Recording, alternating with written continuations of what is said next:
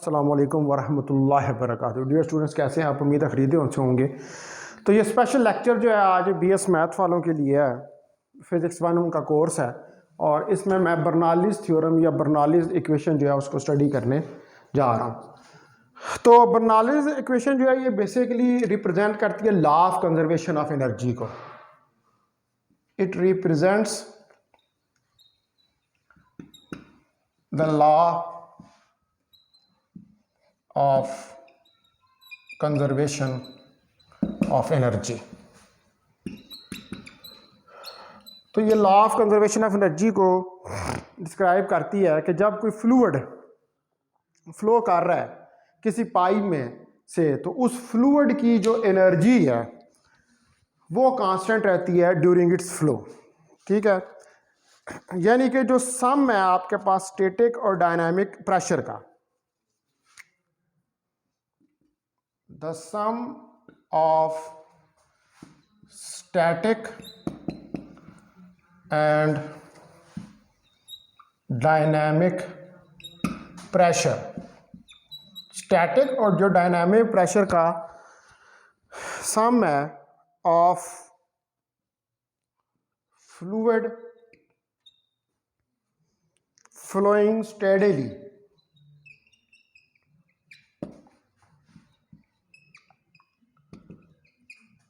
Through a pipe, जो कि किसी पाइप में से गुजर रहा है, वो रिमेन रहता है constant and it is known as Bernoulli's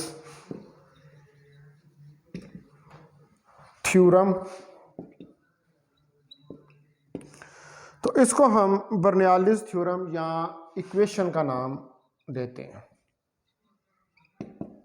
यानी कि क्या कि एनर्जी, स्टैटिक और डायनामिक प्रेशर का मतलब है कि प्रेशर, पोटेंशियल एनर्जी और काइनेटिक एनर्जी किसी भी फ्लूइड की जो कि फ्लो कर रहा है थ्रू ए पाइप, किसी पाइप में से, उसका ये जो चीज़ें हैं static pressure, dynamic pressure, kinetic energy और पोटेंशियल एनर्जी, ये कांस्टेंट रहती हैं। ठीक है, और केस कौन सा हम ले रहे हैं? आइडियल फ्लूइड का। फ्लूइड आइडियल है। आइडियल कौन सा फ्लूइड होता है? जो नॉन कंप्रेसिबल होता है, जो इररोटेशनल होता है, जिसका स्ट्रीम लाइन फ्लो होता है और जिसकी डेंसिटी कांस्टेंट होती है। ऐसा फ्लूइड जो होता है वो आइडियल फ्लूइड होता है। अब हमने इस इक्वेशन को ड्राइव करना है।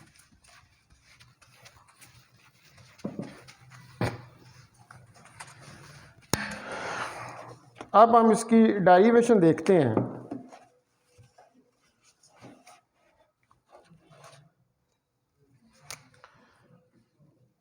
डेरिवेशन ऑफ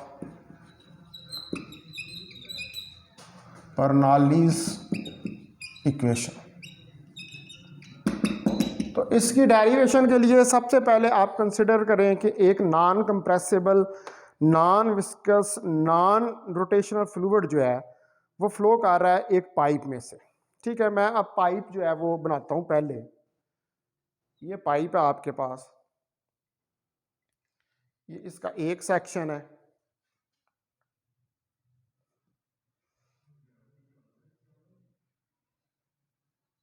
ये उसका दूसरा सेक्शन है।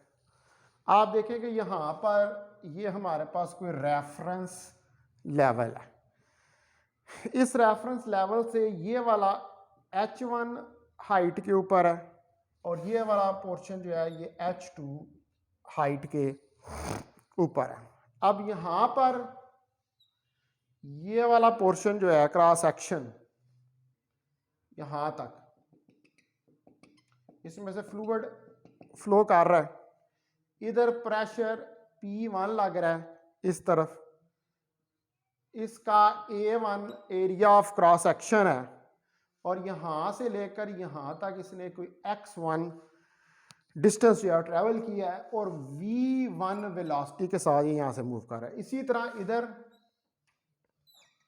भी एक सेक्शन है ठीक है, इस सेक्शन पे अब प्रेशर इस तरफ लग रहा है क्योंकि वो जो पानी उसके आगे होगा वो उसकी अपोजिट डायरेक्शन में प्रेशर जो है वो लगाएगा। और इधर ये x2 है जो डिस्प्लेसमेंट ये कवर कर रहा है, v2 इसकी वेलोसिटी है जिसे ये फ्लो कर रहा है ठीक है, और a2 इसका एरिया ऑफ क्रॉस सेक्शन। ठीक है जी, तो ये एक आइडियल फ्लूइड है जो कि इस पाइप में से फ्लो कर रहा है, जो कि नॉन कंप्रेसिबल, नॉन रोटेशनल और स्टेडी फ्लो है तो जो पोर्शन है पाइप का उसका यूनिफॉर्म क्रॉस सेक्शन A1 है लेफ्ट साइड के ऊपर, ये हॉरिजॉन्टल है और इसकी हाइट जो है जो वो h1 है रेफरेंस लेवल से। आप ये देख सकते हैं कि ये h1 इसकी हाइट है इस सेक्शन की इस रेफरेंस लेवल से। दूसरा पाइप फिर श्रिंक करता है थोड़ा सा और उसके बाद इसको दूसरा लेवल आता है और ये लेवल जो है ये h2 हाइट पर है और इसका जो क्रॉस सेक्शनल एरिया है वो A2 है। तो जो फेडेड शेड है लेफ्ट साइड के ऊपर, ठीक है, ये आपकी लेफ्ट साइड है, ये हमारे पास first state of the system है, यानी कि ये पहली स्टेट ऑफ द सिस्टम है, सिस्टम का फर्स्ट पोर्शन है, इसको हम कहेंगे कि that is first state of the system. और फ्लूइड मास जो है इसकी डेंसिटी रो है और ये फील्ड है इस पोर्शन के अंदर। देखिए इस पोर्शन के अंदर ये फील्ड जो है जिसकी डेंसिटी रो है वो इस लेफ्ट पोर्शन के अंदर फील्ड है। तो प्रेशर P1 इस पर लगता है, उसके साथ कोई टाइम T पास होता है तो ये ऑक्यूपाई करता है कोई स्पेस x1। ये देखें ये इस तरह यहाँ पर कोई स्पेस x1 जो है उसको ऑक्यूपाई किया हुआ है। अब ये यही फ्लूइड जो है ये यहाँ आगे से मूव करता है और इस क्रॉस सेक्शन तक पहुंचता है। तो इस क्रॉस सेक्शन तक पहुंचकर इसका एरिया A2 है, यहाँ पर इसने जो स्पेस यहाँ ऑक्यूपाई किया वो x2 है और v2 वेलोसिटी के साथ ये इस जगह पर ये मूव कर रहा है। और यहाँ पर इस ये जो राइट साइड पर है प्रेशर इसकी अपोजिट, यानी कि पानी आगे जो जा रहा है ना उसके आगे भी पानी है वो इसकी अपोजिट साइड के ऊपर प्रेशर लगाएगा तो वो P2 प्रेशर जो है वो आपके पास आ जाएगा। अब हमारे पास जो प्रेशर फोर्सेस हैं, एक तो F1 है हमारे पास P1 A1 और दूसरी है हमारे पास F2 P2 A2। अब हमारे पास जो वर्क डन है, हमारे पास दो वर्क डन हो रही हैं, एक ये वर्क डन हो रहा है W1 और एक इधर वर्क डन हो रहा है W2। दो वर्क डन जो हैं वो हमारे पास हो रहे हैं और S यानी कि डिफरेंस इन हाइट्स का है वो हमारे पास H2 माइनस H1 के बराबर है। अब जारी बात है कि यहां से फ्लूइड फ्लो किया, इसको लिफ्ट किया, जब इसको ऊपर की तरफ लिफ्ट किया तो कुछ वर्क डन हुआ है और वो वर्क डन से लिफ्ट करके इसको ऊपर वाले सेक्शन के अंदर जो है वो आप लेकर गए हैं। अब जो चेंज इन काइनेटिक एनर्जी है वो वर्क डन के बराबर होगी according to work energy principle. ठीक है, तो अकॉर्डिंग टू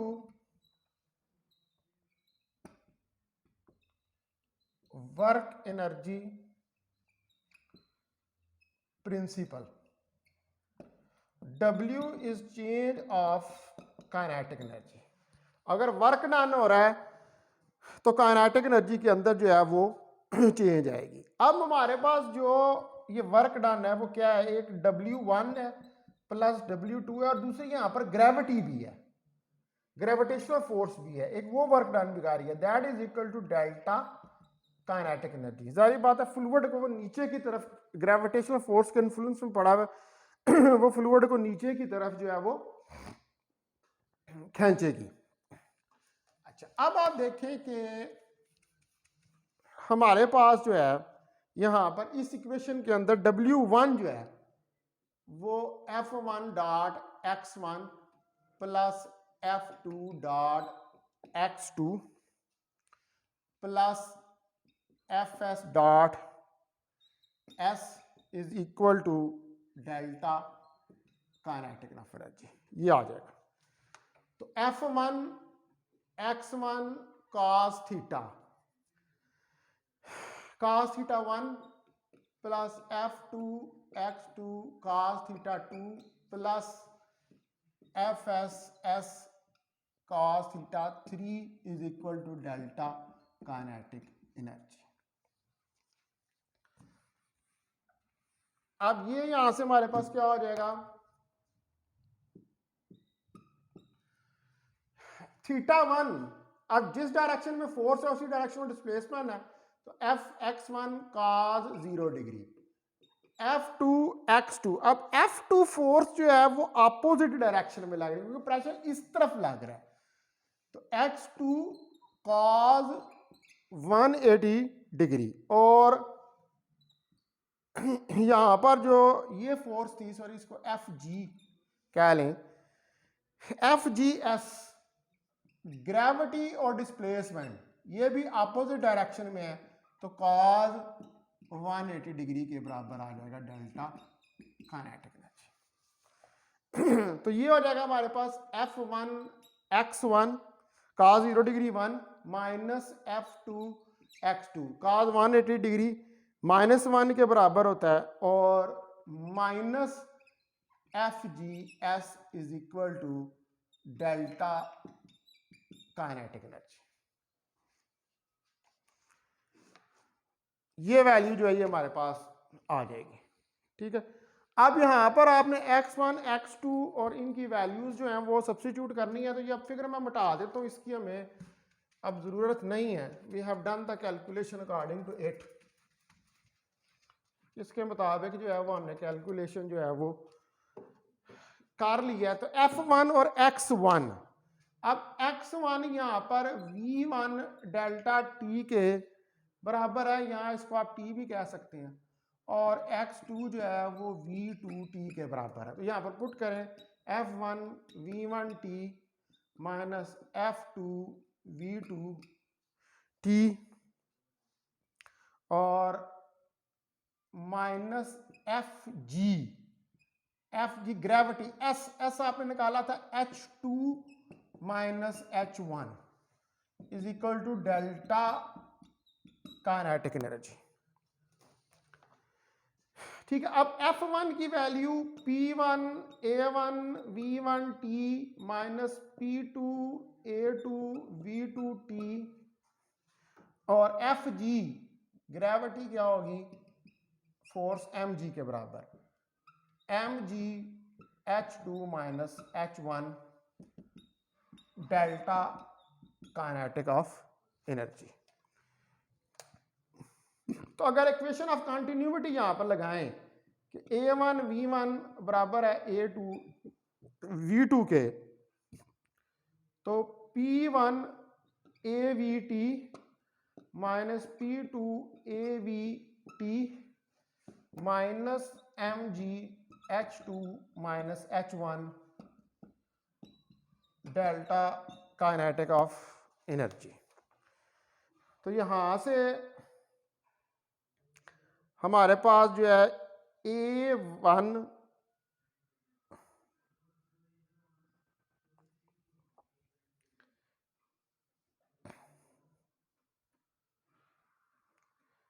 AV अगर हम लें तो ये हमारे पास क्या आ जाएगा, P1 A1 A2 A1 V1, और सॉरी ये तो मैंने वो पहले कर दिया, इसको बराबर कर दिया, ठीक है। तो P1 P2, तो यहां से AVT ये कॉमन निकल आएगा, AVT कॉमन निकलेगा तो कितना होगा, P1 minus P2 minus mg H2 minus H1 delta kinetic of energy. ये वैल्यू आपके पास जो है वो आ जाएगी। अब इसमें AVT VT x के बराबर है। What is VT? VT is x, VT is equal to x, तो AX into P1 minus P2 minus mg H2 minus H1 delta kinetic energy. तो AX एरिया इंटू डिस्प्लेसमेंट, ये volume होगा, AX is equal to capital V, तो V P1 minus P2 minus mg H2 minus H1 delta kinetic energy, ये value आपके पास आ जाएगी। अब आप देखें कि ये वॉल्यूम में हमारी इक्वेशन कन्वर्ट हो गई है, तो रो किसके बराबर होती है? कांस्टेंट डेंसिटी, रो मास पर यूनिट वॉल्यूम, तो वॉल्यूम यहां से m ओवर रो के बराबर आएगा। तो ये वैल्यू इधर पुट करें तो m over rho P1 minus P2 minus mg H2 minus H1 is equal to delta kinetic energy. तो m over rho P1 minus P2 minus mg H2 minus H1, अब delta kinetic energy 1/2 m2 v2 का square, 1/2 m v2 का square minus 1/2 m v1 का square, क्योंकि मास तो एक ही है जो फ्लूइड फ्लो कर रहा है, आइडियल फ्लूइड है। Law of conservation of energy जो है वो हमारे पास यहां पर होल्ड करता है, ठीक है। अब आप देखेंगे यहां पर ये m जो है ये m इन m's के साथ कैंसिल हो जाएगा, रो को उस तरफ ले जाए तो P1 minus P2 minus g H2 minus H1 1/2 rho V2 का स्क्वायर माइनस 1/2 रो V1 का स्क्वायर। तो P1 माइनस P2 प्लस, अच्छा रो से इधर भी मल्टीप्लाई होगा तो रो जी आ जाएगा, तो ये आ जाएगा माइनस रो जी H2 प्लस रो जी H1 1/2 रो V2 का स्क्वायर माइनस 1/2 रो V1 का स्क्वायर। तो अब P1 प्लस 1/2 रो V1 का स्क्वायर प्लस रो जी H1, ये सारी मैंने रीअरेंज कर ली है, 1 वाली एक तरफ कर ली और 2 वाली दूसरी तरफ, और P2 प्लस 1/2 रो V2 का स्क्वायर प्लस रो जी H2। तो अब जितना फ्लूइड सेक्शन 1 में से गुजर रहा है उतना ही फ्लूइड सेक्शन 2 में से भी गुजर रहा है, तो जितनी एनर्जी ये काइनेटिक एनर्जी, पोटेंशियल एनर्जी और प्रेशर, जितनी एनर्जी सेक्शन 1 में है उतनी ही एनर्जी सेक्शन 2 में भी है। तो इसका मतलब है कि law of conservation of energy hold कर रहा है, तो हम इसको लिख सकते हैं कि P is equal to rho g h plus 1/2 rho v square is equal to constant. ये इक्वेशन जो है इसको हम कहते हैं Bernoulli's equation. This equation is known as Bernoulli's equation, और ये बेसिकली जो है ये रिप्रेजेंट कर रही है law of conservation of energy को। और इसमें जो टर्म है प्ली प्लस रो जी एच, प्ली प्लस रो जी एच, ये स्टैटिक प्रेशर है, क्योंकि पोटेंशियल एनर्जी पोजीशन की वजह से होती है। और जो हमारे पास है term 1/2 rho V E square, तो प्रेशर स्टैटिक उस वक्त भी होता है जब V 0 होती है। तो डायनामिक प्रेशर जो है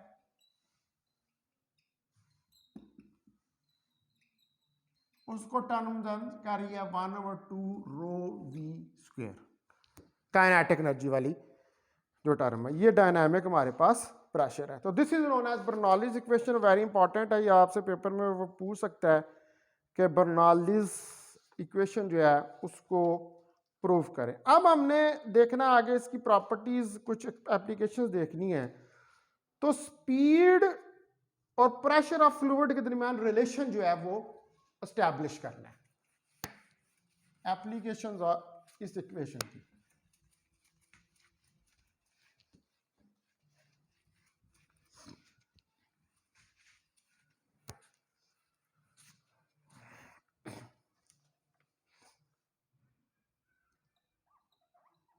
Applications of बर्नौलीज इक्वेशन। इसमें नंबर 1 पे हमने एप्लीकेशन देखनी है, relation between speed and pressure of fluid की स्पीड और प्रेशर में आपने रिलेशन देखना है। तो जो प्रेशर है वो इनवर्सली प्रोपोर्शनल होता है फ्लूइड के किसी भी पॉइंट के ऊपर पाइप के अंदर, यानी कि जो आप पाइप कंसिडर करते हैं उसमें प्रेशर और वेलोसिटी में इनवर्स का रिलेशन होता है किसी भी पॉइंट के ऊपर। तो ये रिलेशन होता है बेशक वेलोसिटी और प्रेशर में। अब इसका जो मैथमेटिकल ट्रीटमेंट है कि ये आया किस तरह है वो हम देखते हैं। कंसिडर करें एक फ्लूइड है जिसकी डेंसिटी रो है और वो फ्लो कर रहा है एक पाइप में से। पाइप का जो लार्जर क्रॉस सेक्शन एरिया वो A1 है और ये first state of the system इसको कहेंगे, और दूसरा उस पाइप का क्रॉस सेक्शनल एरिया A2 है, ये उसकी पोजीशन B होगी, उसको second state of the system जो हम कहेंगे। फ्लूइड जो है उसकी पोजीशन, उसकी स्पीड V1 है पोजीशन A के ऊपर और उसकी स्पीड V2 है पोजीशन B के ऊपर। तो अकॉर्डिंग टू कंटिन्यूटी आपके पास क्या है कि ये एक पाइप है उसी तरह जैसे हमने पीछे बनाया था, ये एक पाइप है, ठीक है। इसकी अब एक पोजीशन A है, एक पोजीशन B है यहां पर, ठीक है। इधर ये इसका क्रॉस सेक्शनल एरिया A1 है और इधर इसका क्रॉस सेक्शनल एरिया A2 है, ठीक है। यहां पर इसकी वेलोसिटी V2 होगी, इधर इसकी वेलोसिटी V1 होगी, ठीक है। डेंसिटी इनकी जो है वो कांस्टेंट है। तो ये फर्स्ट स्टेट है, ये फर्स्ट स्टेट है और ये सेकंड स्टेट, ठीक है। A1 एरिया क्रॉस V1, यहां पर जो इसके ऊपर प्रेशर लगेगा वो P1 होगा, इधर जो प्रेशर होगा वो P2 होगा, ठीक है। अब हम ये अज्यूम करते हैं कि ये पाइप जो है ये बिल्कुल हॉरिजॉन्टल है, ठीक है, बिल्कुल हॉरिजॉन्टल पाइप है, यानी कि इसकी मैं यहां पर अगर यूं ही ये दूसरी फिगर बना दूं कि बिल्कुल ऐसे है ये पाइप हॉरिजॉन्टल ऐसे,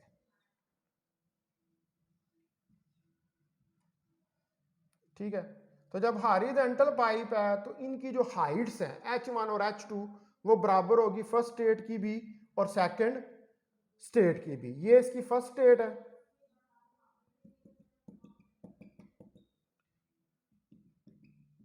ये इसकी फर्स्ट स्टेट और ये सेकंड स्टेट, ठीक है। इसका A2 और velocity V2, A1 velocity V1, ये पोजीशन A है और ये पोजीशन B है, ठीक है। ये हॉरिजॉन्टल है। तो अगर pipe, if the pipe is horizontal, अगर पाइप हॉरिजॉन्टल है तो फिर सारी बात है इसकी हाइट बराबर होगी, H1 जो है वो H2 के बराबर होगा, तो रो जी H1 रो जी H2 के बराबर होगी। तो अब बर्नौलीज इक्वेशन है P1 प्लस 1/2 रो V1 का स्क्वायर प्लस रो जी H1, P2 plus 1/2 rho V2 का स्क्वायर प्लस रो जी H2। अब हॉरिजॉन्टल है तो हाइट तो सेम है, तो ये टर्में तो कैंसिल हो जाएंगी, पीछे रह जाएगा P1 प्लस 1/2 रो V1 का square is equal to P2 plus 1/2 rho V2 का स्क्वायर, ये चीज रह जाएगी। ठीक है, अब आप इसको रीअरेंज कर लें, P1 माइनस P2 जो है that is equal to 1/2 rho V2 का स्क्वायर माइनस 1/2 रो V1 का स्क्वायर, ये रीअरेंज करके आ जाएगा। आज राइट साइड है इक्वेशन की ये वाली, ये पॉजिटिव है, ठीक है, तो इसका मतलब है कि V2 ग्रेटर देन V1 है। ये जो राइट साइड है इट इज पॉजिटिव, ठीक है। ये मैं फिगर से मिटा देता हूं।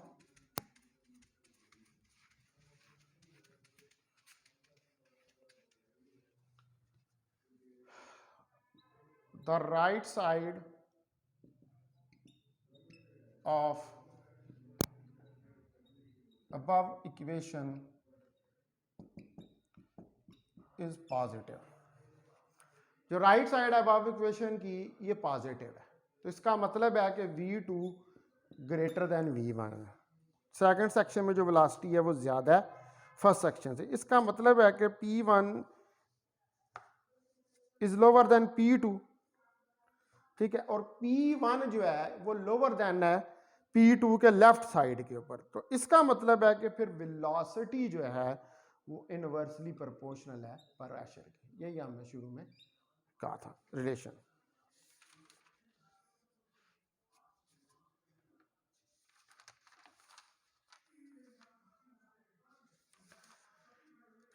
अच्छा जी, उसके बाद नेक्स्ट जो इसकी एक और एप्लीकेशन है उसको हम कहते हैं वैनिटरी मीटर, ठीक है, सेकंड एप्लीकेशन।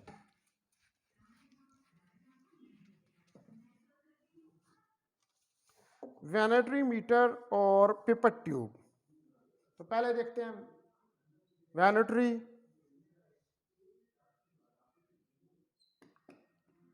मीटर को, ये भी एप्लीकेशन है बर्नौलीज इक्वेशन की। तो जो गेज हम यूज करते हैं speed of flow of fluid को मेजर करने के लिए किसी पाइप में, उसको हम कहते हैं venturi meter. The gauge,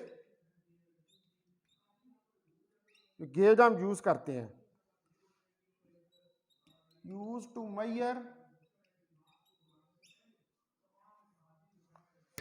the flow, to measure the speed of flow of the fluid in the pipe is known as vanity meter। इसको हम जो यानी कि जो फ्लो जो हो रहा है उसकी स्पीड को अगर मेजर करना हो तो उसकी स्पीड को मेजर करने के लिए हम जो इंस्ट्रूमेंट यूज करते हैं उसको वैनिटरी मीटर कहते हैं, और वैनिटरी मीटर बेसिकली बर्नौलीज इक्वेशन पे एक्ट करता है। तो जो रिडक्शन यानी कि जो डिक्रीज होता है फ्लूइड प्रेशर में जब ये पास करता है थ्रू ए कंस्ट्रक्ट सेक्शन, यानी कि वो सेक्शन के जो छोटा होता है पाइप का, इसको हम कहते हैं वैनिटरी इफेक्ट, ठीक है। तो जो रिडक्शन होती है, the reduction in the pressure of the fluid when it passes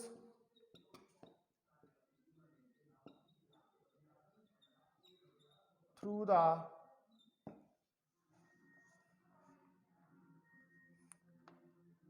construct, through the small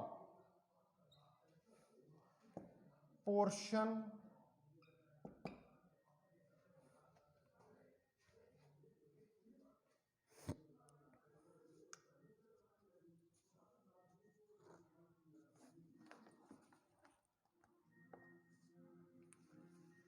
through एक बल्कि आप इसको कहें construct section, construct section of a pipe is known as Venturi effect. तो इसको हम वैनेटरी इफेक्ट, यानी कि प्रेशर डिक्रीज होता है जब बड़े क्रॉस सेक्शन के एरिया में से फुलवर्ड पास करता है, तो वहां पर प्रेशर डिक्रीज जो है वो हो जाता है। सॉरी, जब छोटे पार्ट में से गुजरता है, कंस्ट्रक्ट का मतलब है कि छोटा, स्मॉल पार्ट, तो वहां पर प्रेशर डिक्रीज होता जाता है लेकिन वेलोसिटी बढ़ जाती है। तो ये जो पार्शियल रिस्ट्रिक्शन है ये क्या काज करती है, ये हायर प्रेशर जोन को काज करती है। The partial restriction causes the higher pressure zone, यानी कि जहां से पाइप छोटा होता है, यानी कि रिस्ट्रिक्शन लगाई हुई है, जहां से पाइप छोटा है वहां से उस जगह पर हायर प्रेशर जोन है। यानी कि जो आपने रिस्ट्रिक्शन लगाई है वो क्या करती है, वो काज करती है हायर प्रेशर जोन को at the inlet of the tube, जबकि उसमें से वाटर या कोई फ्लूइड जो है वो फ्लो करता है। ये जो प्रेशर का डिफरेंस है ये काज करता है फ्लूइड को एक्सेलरेट करने के लिए toward the low pressure zone, यानी कि फ्लूइड जो है वो हायर प्रेशर जोन से लोअर प्रेशर जोन की तरफ मूव करता है और मेंटेन करता है हाई स्पीड। ठीक है, यानी कि जब हायर प्रेशर जोन से लो प्रेशर जोन, जिस जगह पर प्रेशर लो होगा उस जगह पर स्पीड हाई होगी। ठीक है, तो स्पीड हाई किस जगह पर होगी, जहां पर small area of cross section होगा, और जहां पर large area of cross section होगा वहां पर स्पीड जो है, प्रेशर जो है वो लार्ज होगा और स्पीड जो है वो स्मॉल होगी। तो वैनेटरी मीटर जो है वो यूज करता है डायरेक्ट रिलेशनशिप जो प्रेशर डिफरेंस और जो फ्लूइड की स्पीड के दरमियान में हम मैयर करते हैं, यानी कि यही वाला रिलेशन वो यूज करता है, V is equal to 1/P वाला। ठीक है, अब मैं फिगर बनाता हूँ, फिगर से ये आपको ज्यादा जो है वो समझ आएगा कि एक्चुअली हो क्या रहा है।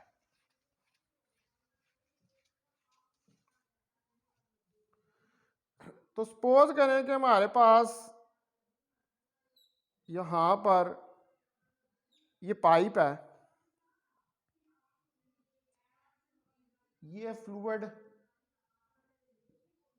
फ्लो कर रहा है। ठीक है, अब इसी के साथ यहां पर ये एक छोटा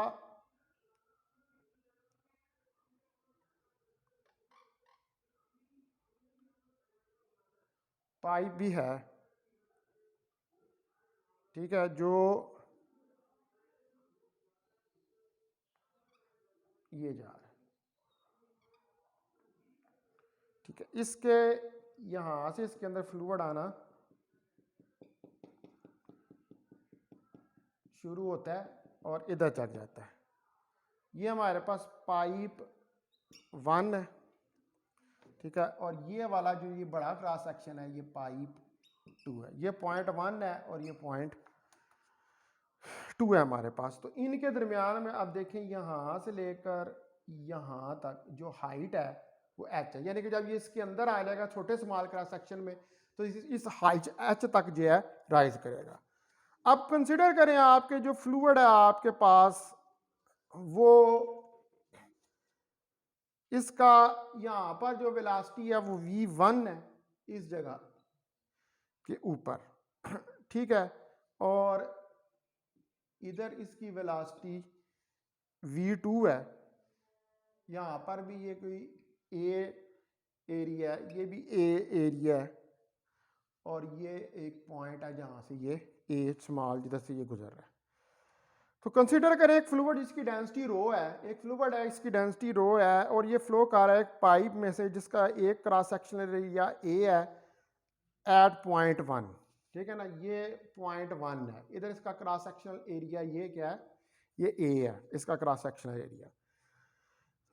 इसका ये एरिया रिड्यूस हो जाता है पॉइंट 2 के ऊपर। आप देखें यहां पर आके ये एरिया रिड्यूस हो गया इस पॉइंट, अब ये पाइप यहां से छोटा हो गया, इसके थ्रोट पे आके छोटा हो गया।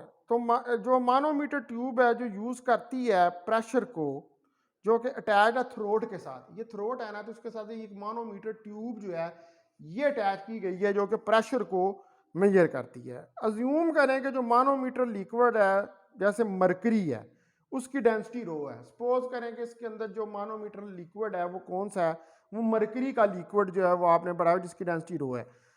तो अगर बर्नौलीज इक्वेशन अप्लाई करें तो P1 प्लस 1/2 रो V1 का square plus rho GH1 is equal to P2 plus 1/2 rho V2 का स्क्वायर प्लस रो GH2। ये हमारे पास जो है वो आ जाएगा। अब आप देखें कि यहां पर जो P1 है, P1 माइनस P2, तो 1/2 रो V2 का स्क्वायर माइनस 1/2 रो V1 का स्क्वायर प्लस रो GH2 माइनस रो GH1। ये मैं दूसरी साइड पर उठा के जो है वो ले गया। तो P1 minus P2 1/2 rho V2 का स्क्वायर माइनस 1/2 रो V1 का स्क्वायर प्लस रो जी कॉमन निकाल लें तो अंदर H2 माइनस H1 के बराबर आ जाएगा।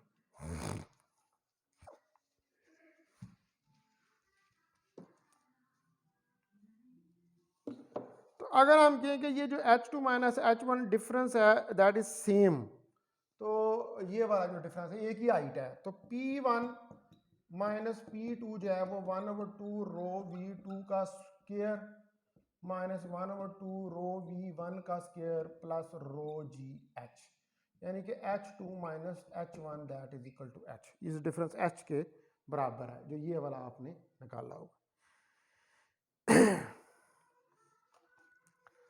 तो जो मानोमीटर है ये एक इंस्ट्रूमेंट है कि जो यूज होता है कॉलम ऑफ लिक्विड में प्रेशर को मेजर करने के लिए, यानी कि ये मानोमीटर लगा हुआ है ना, तो ये कॉलम है एक लिक्विड का। इस लिक्विड के कॉलम के प्रेशर को मेजर करने के लिए इस मानोमीटर को हम यूज कर रहे हैं।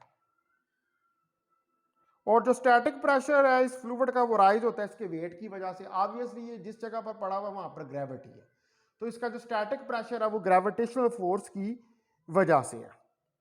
तो P2 P1 minus P2 is equal to rho prime GH, ये इसके बराबर है। तो इस वैल्यू को आप पुट कर दें इस इक्वेशन के अंदर, यानी कि रो प्राइम GH, क्योंकि ये प्रेशर का डिफरेंस जनरेट हो रहा है स्टैटिक प्रेशर की वजह से, और वो स्टैटिक प्रेशर किस वजह से है, ग्रेविटी की वजह से है। तो 1/2 रो V2 का स्क्वायर माइनस 1/2 रो V1 का स्क्वायर। तो अब आप इसको रीअरेंज कर लें। अगर इस इक्वेशन यहाँ पर ये रो GH आएगा, ये फिगर मैं बता देता हूँ, इसकी जरूरत नहीं है अब हमें।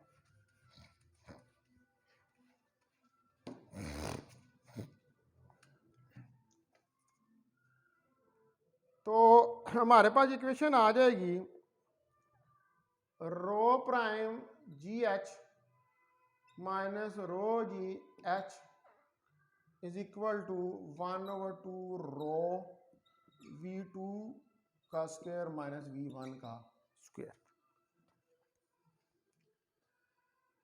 तो यहां से आपके पास जो है वो कॉमन निकल आएगा GH 2GH, इस 2 को इस तरफ ले जाएंगे तो रो प्राइम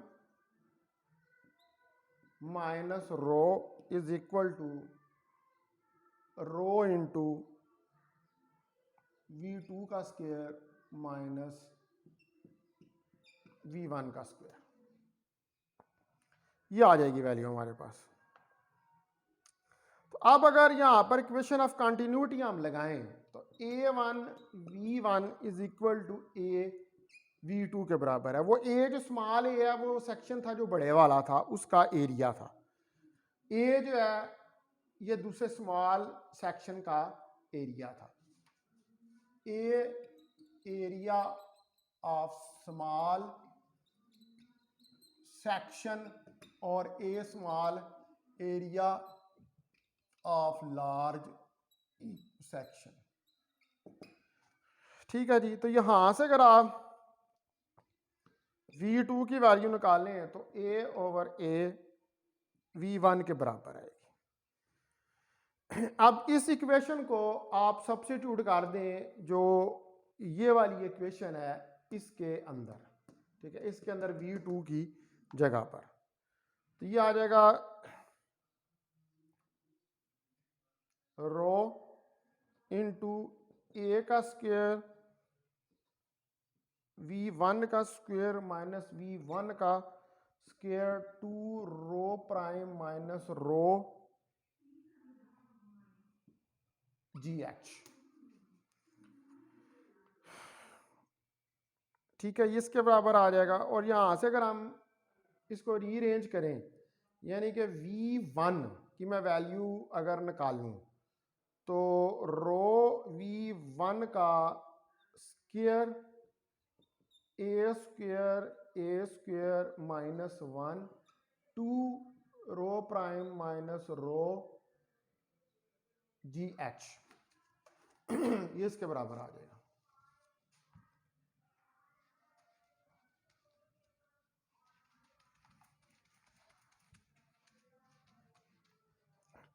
ठीक है, यहां से अब आप देखें कि इस रो को अगर मैं इस तरफ ले जाऊं तो V1 का square into a square minus a square is equal to 2 over rho prime minus rho GH। ये चीज हमारे पास आ जाएगी।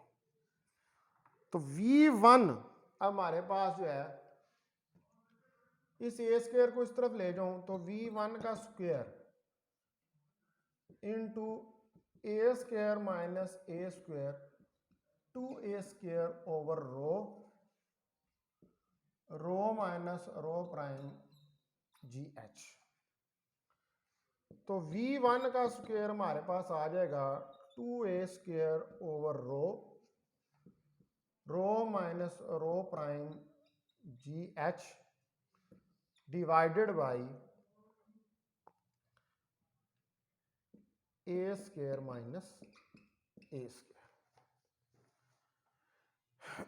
इसके बराबर आ जाएगा। इस रो को भी आप नीचे ले आए तो ये आ जाएगा V1 का square is equal to 2a square over rho को नीचे ले आते हैं, यहां से अंडर रूट लगा देते हैं इसके ऊपर, rho minus rho prime GH a square minus a square का under root. This is this speed of flow at point 1। ठीक है, जो पॉइंट 1 है उसके ऊपर ये स्पीड फ्लो है। This is the speed of flow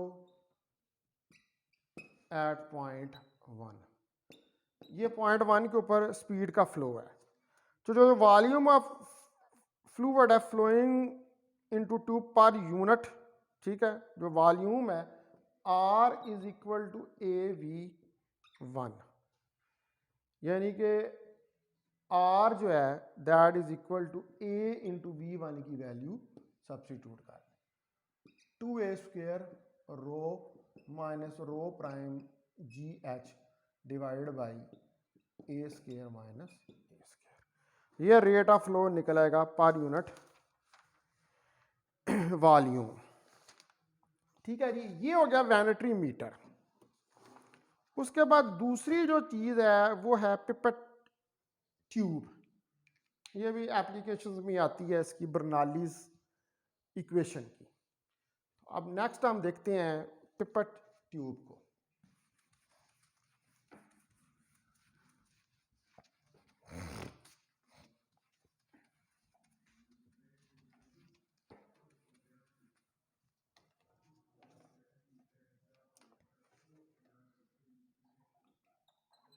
पिपट tube.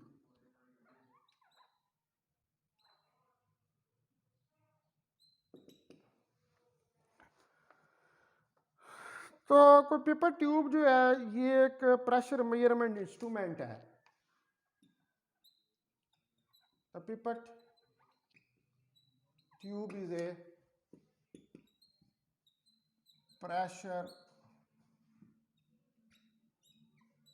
measuring instrument. ये प्रेशर को मेजर करने वाला इंस्ट्रूमेंट है यूज्ड टू measure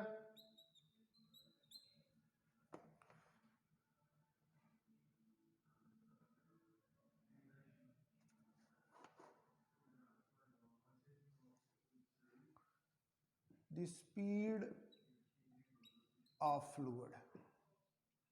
ये प्रेशर मेजरिंग इंस्ट्रूमेंट है जिसकी मदद से आप फ्लूइड की स्पीड जो है, फ्लूइड के फ्लो की स्पीड जो है, फ्लो स्पीड जो है फ्लूइड की, उसको मेजर कर लेते हैं। ये वाइडली डिटरमिन करता है एयर स्पीड को किसी एयरक्राफ्ट की और वाटर की जो स्पीड है जब वो बोट चल रही होती है उस वक़्त। इसकी मदद से आप मेजर कर सकते हैं लिक्विड एयर गैस वेलोसिटी जो इंडस्ट्रियल एप्लीकेशंस के अंदर यूज़ होती हैं।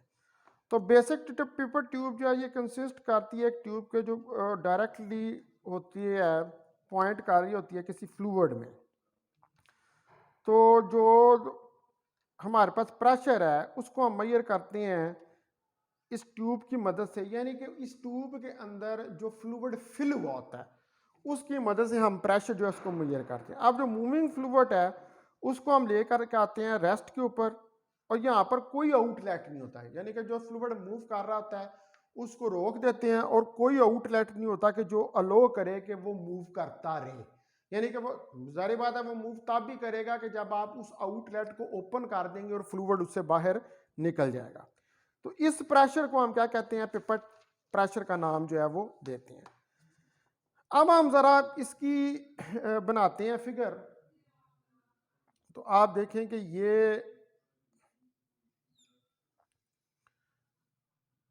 हमारे पास जो है एक पिपट ट्यूब है।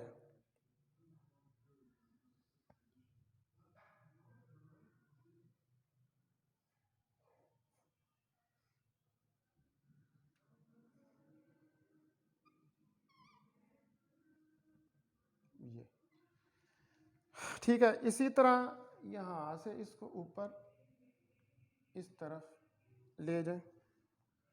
ठीक है जी, तो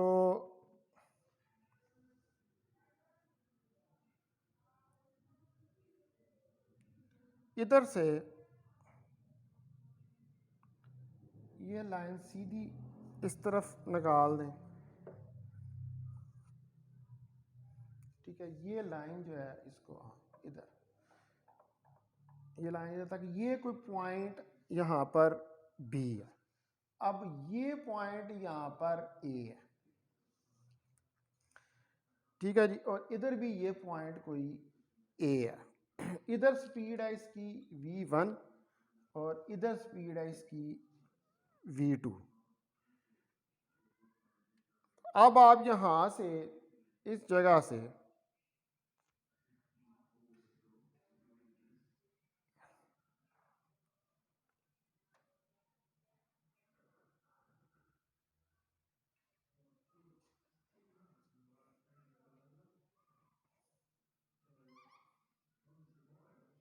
इस तरफ लें और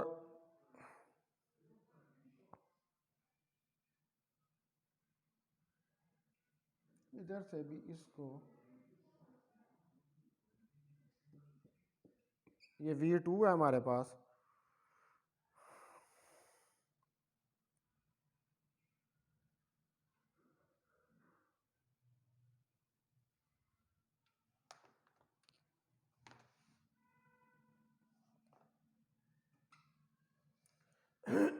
ठीक है जी। तो यहां से इसको आप निकालें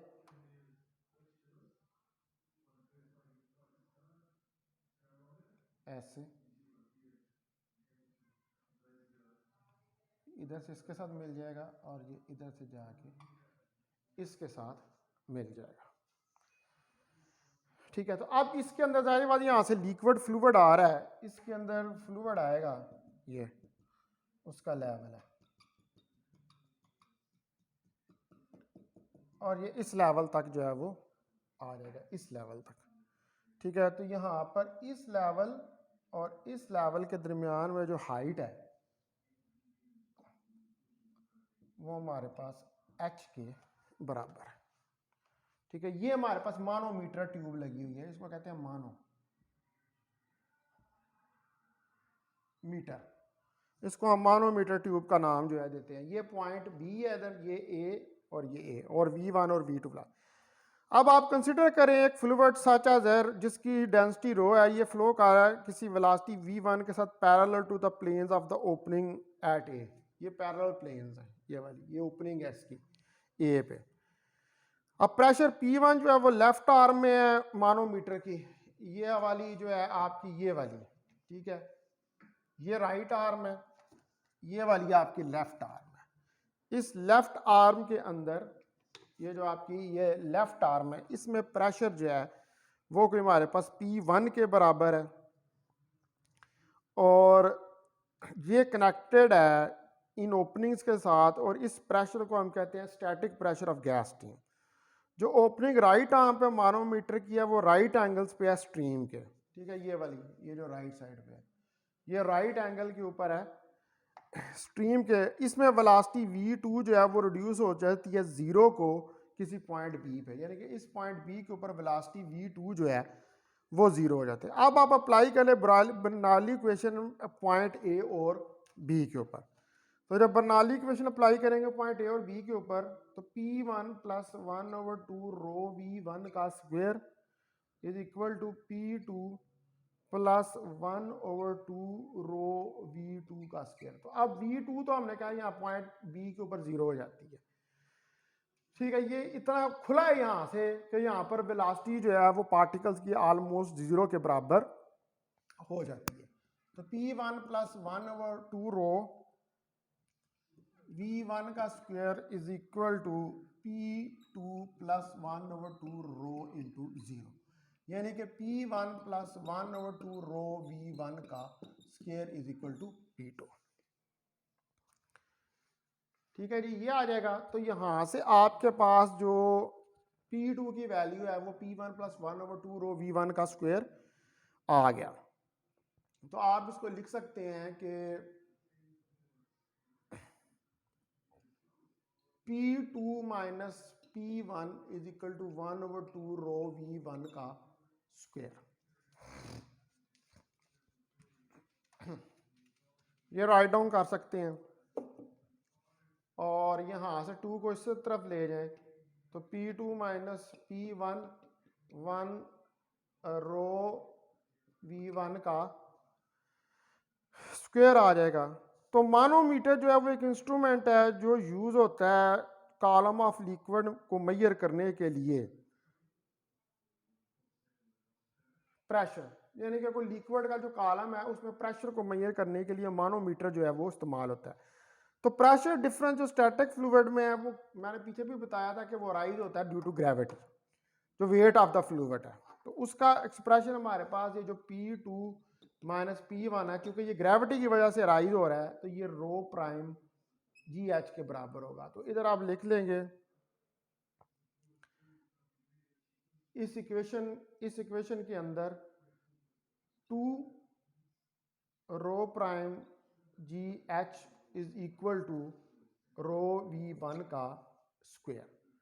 तो यहां से V1 का स्क्वायर जो है वो आपके पास आ जाएगा 2 रो प्राइम GH ओवर रो। तो V1 2 rho prime GH over रो का अंडर रूट। तो ये आपके पास जो है वो वेलोसिटी V1 निकल आएगी फ्लूइड की। तो ये पेपर ट्यूब जो है इसकी मदद से भी आप फ्लूइड की वेलोसिटी जो है उसको निकाल लेते हैं। ठीक है जी। अब जो है इसमें ये बुक के अंदर ही जो है ये दिए हुए हैं। एक तो इसकी एक एप्लीकेशन दी है, मैं नहीं पढ़ाऊँगा, ये बुक से आपने पढ़ लेनी है। Explain swing producing cricket ball by Bernoulli's equation. Cricket ball में स्विंग कैसे होती है, उसमें भी v is universally proportional to 1/p वाला लगाते हैं। और दूसरा व्हाट इज डायनामिक लिफ्ट। ठीक है, कोई एरोप्लेन जो है वो कैसे ऊपर की तरफ उठता है, उसमें भी Bernoulli's equation v is universally proportional to 1/p ही यूज होते हैं। मैं अब आपको नेक्स्ट लेक्चर में जो है वो पढ़ाऊंगा विस्कोसिटी, और उसके बाद सरफेस टेंशन, और फिर हमारा जो है कल जो है होपफुली वो हमारा लास्ट लेक्चर होगा। अब आपके सिर्फ दो जो हैं वो आर्टिकल्स रह गए, बाकी ये जो मैंने आपको बताए हैं ये आपने डायनामिक लिफ्ट और ये स्विंग ऑफ क्रिकेट बॉल जो है इसको आपने पढ़ लेना है बुक के अंदर से। बुक के अंदर ये क्लियरली लिखे हुए जो मेरी मैकेनिक्स की बुक है। बहुत शुक्रिया आपका। अस्सलाम वालेकुम वरहमतुल्लाहि वबरकातुहू।